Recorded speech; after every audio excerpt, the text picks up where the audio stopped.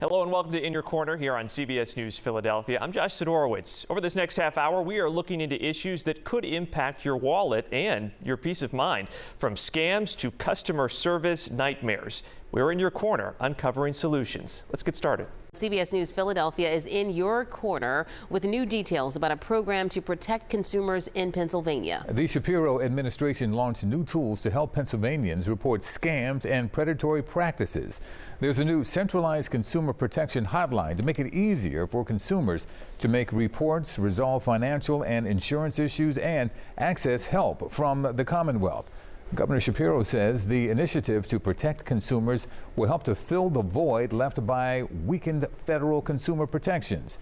Pennsylvanians can now call 1-866-PA-COMPLAINT. That's 1-866-722-6675, or visit pa.gov for more information.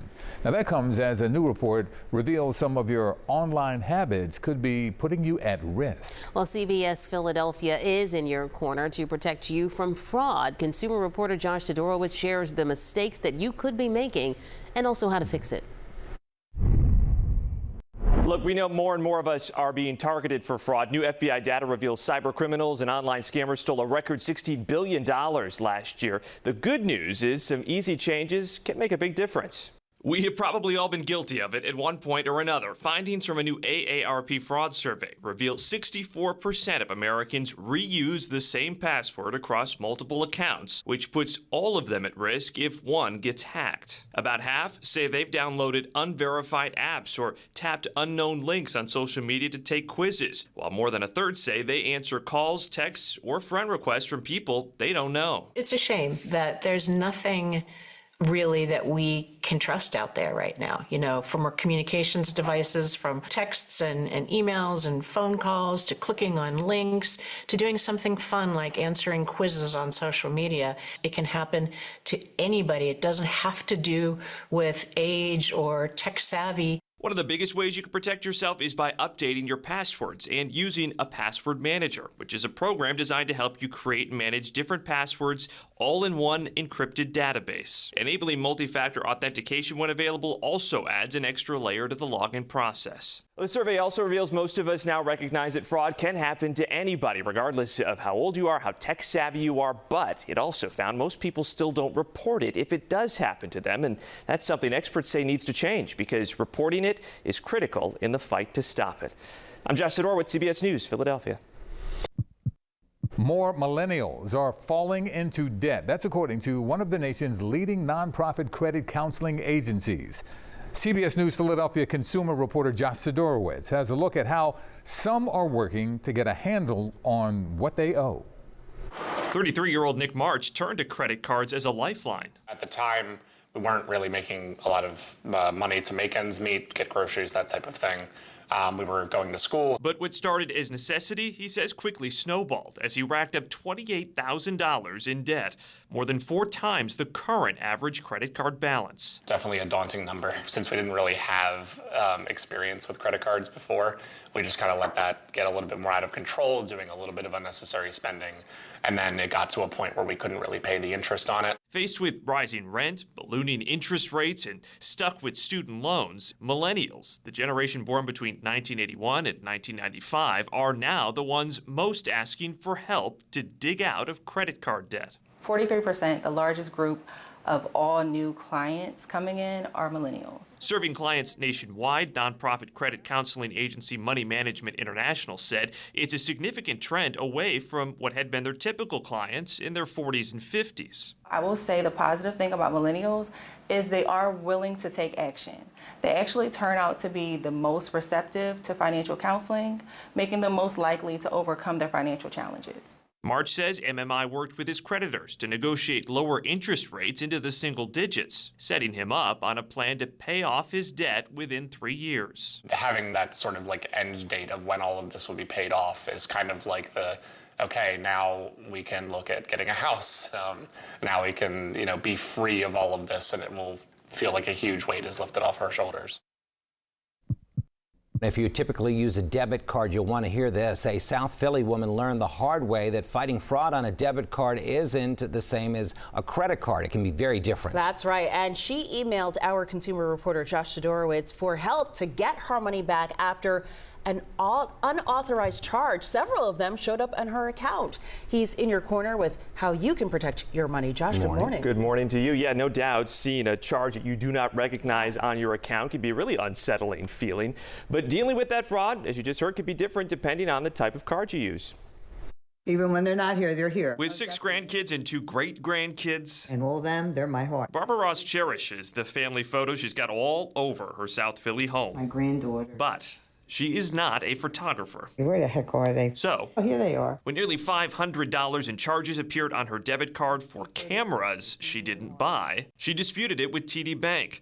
A senior living on a fixed income, it's money she says she simply couldn't afford not to have. I was not going to let it go.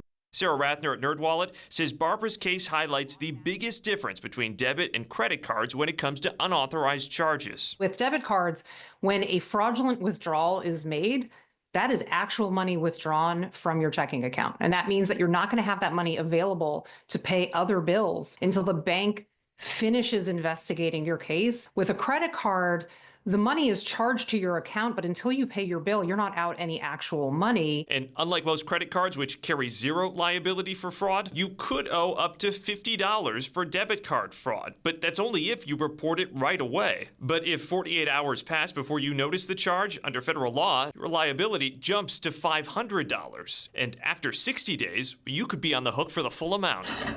Barbara contacted In Your Corner for help after she says her bank told her the merchant had her name, email, and mailing address as proof and denied her dispute. You didn't purchase these. I swear on the Bible, I have no cameras since I got my phone, and I have all my photos in my phone. I have no cameras. So I reached out to TD Bank on Barbara's behalf, and within 24 hours, she was credited the full $469 back to her account. A TD Bank spokesperson told me, "We can report we have been able to achieve a positive resolution in this matter." Can't believe it. They put the money back. They did the right thing after you got in touch with them. It took you to do it.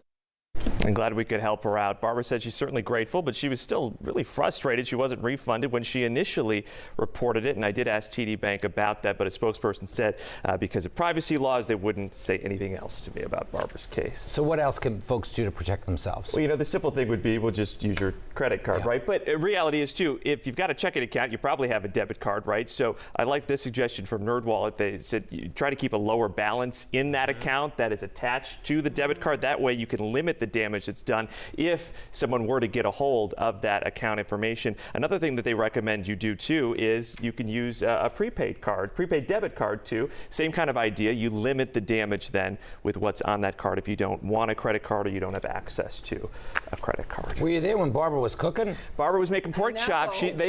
She invited me for dinner, but I had to I saw her pulling those plates out of the South Philly pork chops. I know. Turn that down. I know. Lesson learned. Lesson learned for me now. Yeah.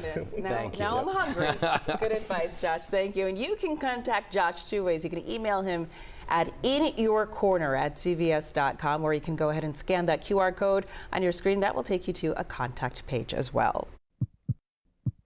Buy now, pay later apps are making it easy for people to spread out everyday purchases over 3 or 4 payments, but soon those payments will start showing up on your credit report.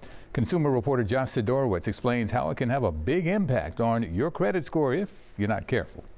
We have seen a huge jump, especially in this past year, in the number of people who are using these services with names like Affirm, Klarna, and Afterpay. They're usually easy to qualify for, and for better or worse, unlike credit cards or other loans, these installment payment plans have largely flown under the radar of credit reports and having any impact then on your score. But that is about to change in a big way.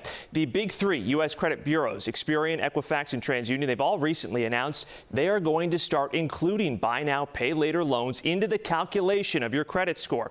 Credit agencies say including this will give a more accurate picture of a consumer's financial health, but whether it will ultimately help or hurt you, that depends.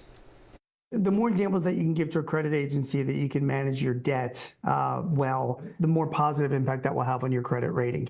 If you're unable to get credit through standard ways and using buy now, pay later services, that does prove to the industry that you can build some credit. But at the same time, you have to make sure that you are paying it back within time. Otherwise, you really will be penalized by that, and not just by the buy now, pay later services, but also by the credit rating bureaus that are going to be looking that much more closely at you.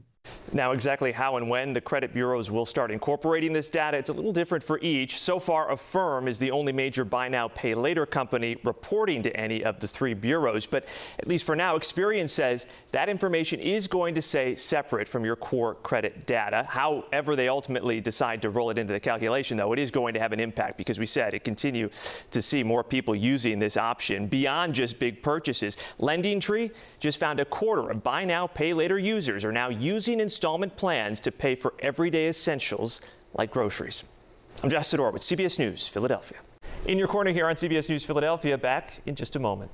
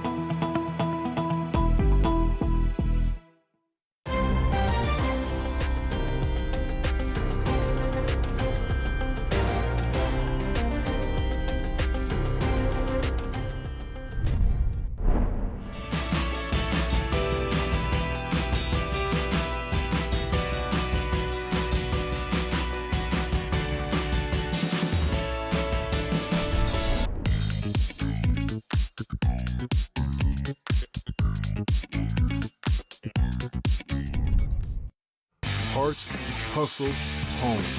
CBS News Philadelphia.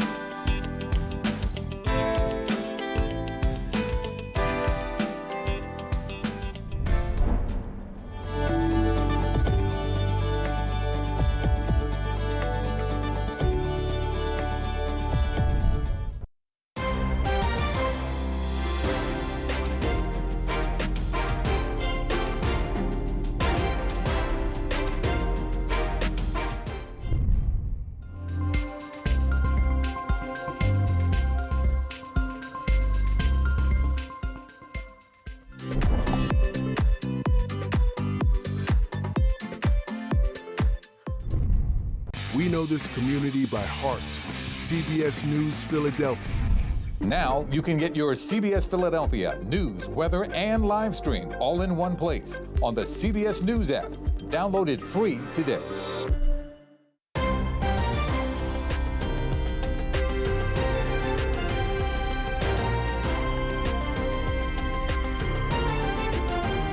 Welcome back to In Your Corner here on CBS News Philadelphia.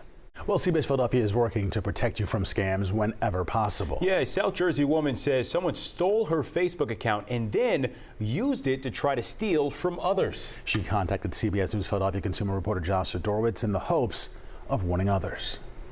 You know, it's not unusual for In Your Corner to hear about hijacked Facebook pages or how difficult it can be to get them back. But this type of scam takes it to a whole new level, turning the victim into the face of another scam.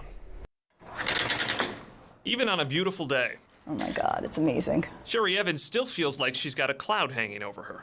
What really gets me the most is the feeling of being violated, the feeling of my memories being stolen from me. She brought out some pictures she still has around the house because her digital memories are locked away. On a Facebook account she's now been locked out of since February. Some crazy person is violating all of my personal material and videos and pictures and messages. And to make matters worse, the scammer not only stole her account, but turned it against her, setting up a fake sale to try to swindle her friends with this post. claiming they were moving her uncle into a care facility, so they needed to sell his stuff. All of a sudden, I was getting phone calls asking, can they buy the Jeep? One of the cheer moms wanted to know if she could have the Peloton. How much was I charging for it? Sherry's case, far from a one-off. I typed in, "We are conducting a sale" into Facebook search bar, and look at this. Dozens and dozens of nearly identical posts, all pushing this same scheme. Yeah, so I mean, this is what we call a classic spear phishing scheme. Rob Dovidio is a cybersecurity expert with Drexel University. It's very targeted. It's taking advantage of that trust that's within your network. You as someone who's connected to me on Facebook, you're going to trust that I'm not going to put you in harm's way.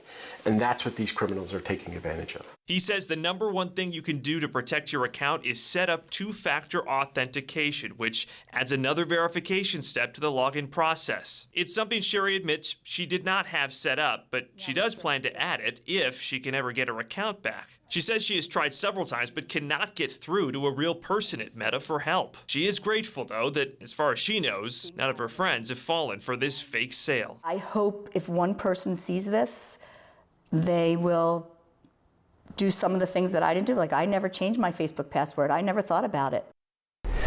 Meta never did get back to me either, but at least 40 attorneys general have demanded the company take immediate action on what they said is a dramatic spike in hacked accounts and a lack of response to help these users. Meta has argued it invests heavily in its review teams and has specialized detection tools to identify compromised accounts. I'm Josh Sidorowicz with CBS News Philadelphia.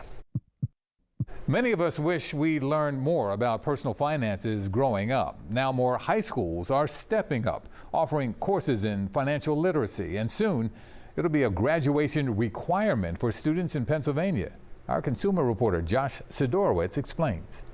We learned last week that it's how much again? The students in this Philly classroom aren't studying science or learning literature. So go back to the W-2. They're talking. Why do we want to fill out this tax form? Taxes. It's probably one of the most gratifying experiences I've had as a teacher. Steve Novosel took on teaching financial literacy at Northeast High School 3 years ago, and you could say he's already seeing a return on his investment. The first year I had one class, the second year I had two, this year I have four. Next year I'm going to have a full roster of financial classes. So it's growing, kids are talking about it, and it's amazing to teach with them. The students start by making these posters, a vision board of what they want their life to look like by the time they're 30. Then they spend the semester learning the money skills they'll need to get there, from saving and investing to building credit to managing debt. We talk about advocating for yourself. I had a student, he went to his supervisor and asked for a raise, got a $4 raise, just by speaking up. So all those life lessons that they're learning now is 10 years ahead of where I was at their age. I feel like out of all the classes I've taken, this one is definitely like most important. Orilua Adetola is a senior in the class. Some people don't know things like taxes or like how to buy a car or things that come with like debt. And like when it comes to other classes, we might not need those classes depending on what we do after high school. But this class, I feel like everybody would need it after high school. It's a class these students say they want to take, and pretty soon they'll have to in order to graduate in Pennsylvania. Under state law passed in 2023, a semester of personal finance will be a requirement for Pennsylvania students starting in the 2026-27 school year, unlike New Jersey and Delaware, where the requirement varies by district, according to NextGen, a nonprofit that tracks personal finance education nationwide. In places like Northeast, Philadelphia Financial Scholars has been working to bridge the gap. Since 2016, the nonprofit has been partnering with interested schools to provide curriculum and training for teachers like Novosel for free. We've taken some teachers who have never thought they would be teaching personal finance. We provide them with everything so that all they really need to do is decide what works best for their students. Students like Brian Varghese headed to Temple in the fall, now with a new major. Yeah, my major is finance, and I chose that because of this class. A class these students believe will pay off. Josh Sidorowicz, CBS News, Philadelphia. Don't go anywhere. More In Your Corner right after a short break.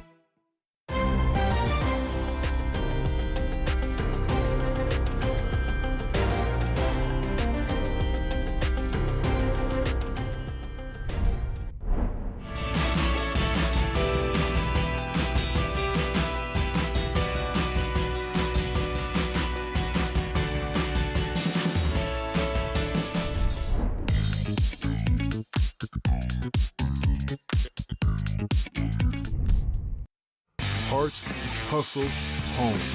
CBS News Philadelphia.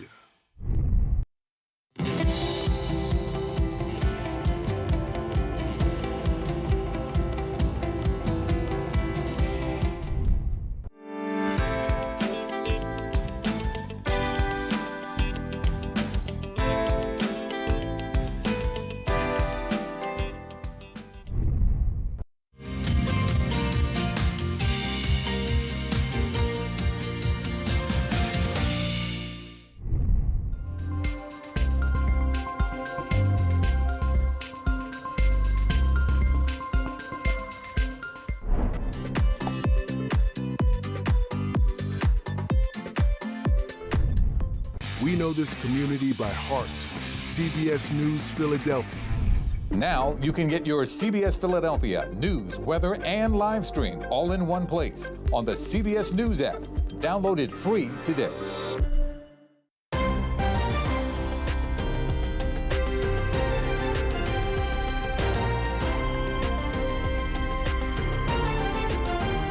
Welcome back. Here's more from this edition of In Your Corner. This is almost as bad as it gets, if not the worst. She's included as of now. Following up here on a Social Security mix-up that turned a West Philadelphia woman into the living dead. That woman was totally cut off from her benefits, even her bank accounts, which is why she turned to consumer reporter Josh Sidorowicz for help. Well, a local attorney is now bringing a class action lawsuit against the Social Security Administration for a mistake we've uncovered impacts thousands of Americans each year. The federal agency is charged with keeping track of who is dead or alive in this country, but when they get it wrong, it can have deadly serious consequences. Renee Williams has spent a lot of time on the phone trying to get life back on track after being declared dead by the Social Security Administration last fall. It has been, in a word, nerve-wracking and seemingly never-ending. I go to sleep at night and think about if they're going to cut me off again, not knowing day to day what's going to happen with my, benefits. We first met Renee last November when this simple clerical error set off a devastating domino effect. They better get it together. Not only stopping her monthly Social Security checks, but basically wiping her out of existence to the IRS, Medicare, her mortgage company, bank accounts, credit cards, all closed. I want people to know that Social Security is a...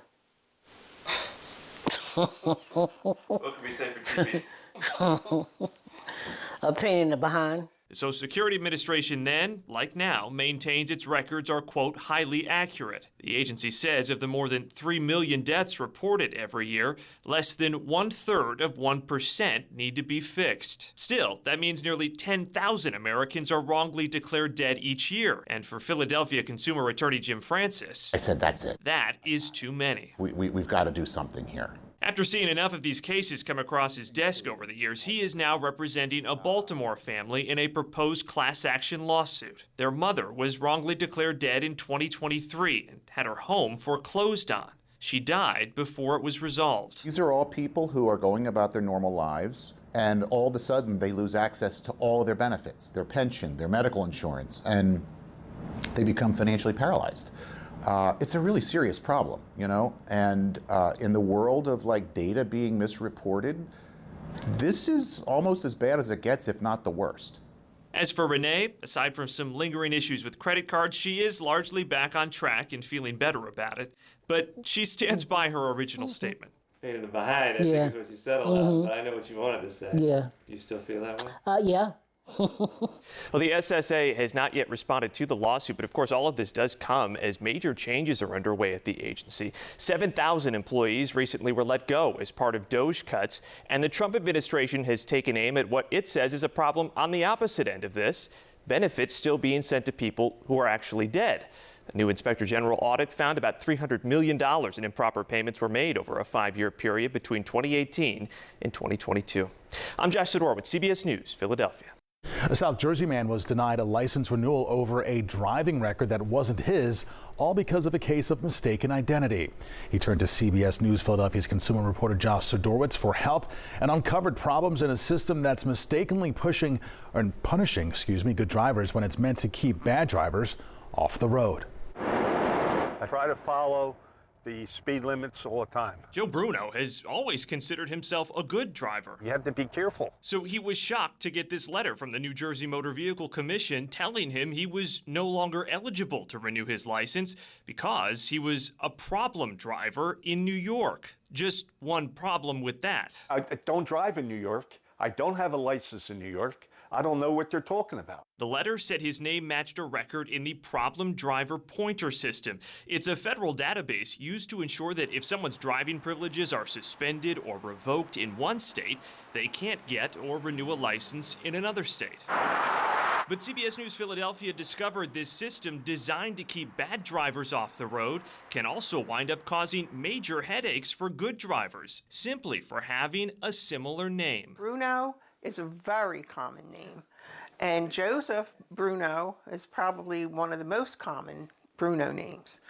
So for him to have to go through all this just because somebody else has the same name, I mean, he was broken. His license means everything to him. It's his independence. This person sounds like me, but it's not me.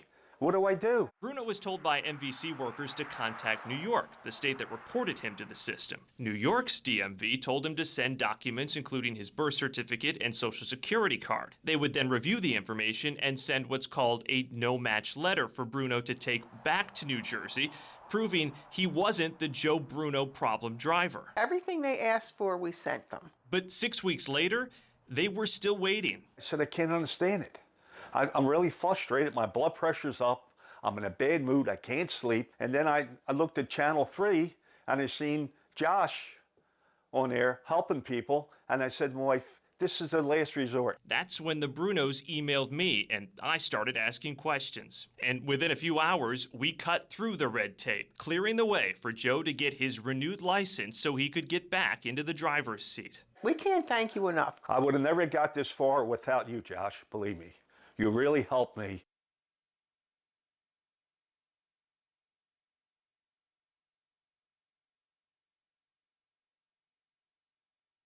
And that's all for this edition of In Your Corner. You can download the CBS News app on your phone, smart TV, or streaming device to watch us anytime. And if you or someone you know has a money question or a consumer issue you'd like me to look into, you can email me at inyourcorner@cbs.com or scan the QR code on your screen, and that'll take you to a contact page. There's much more to come here on CBS News Philadelphia after this short break.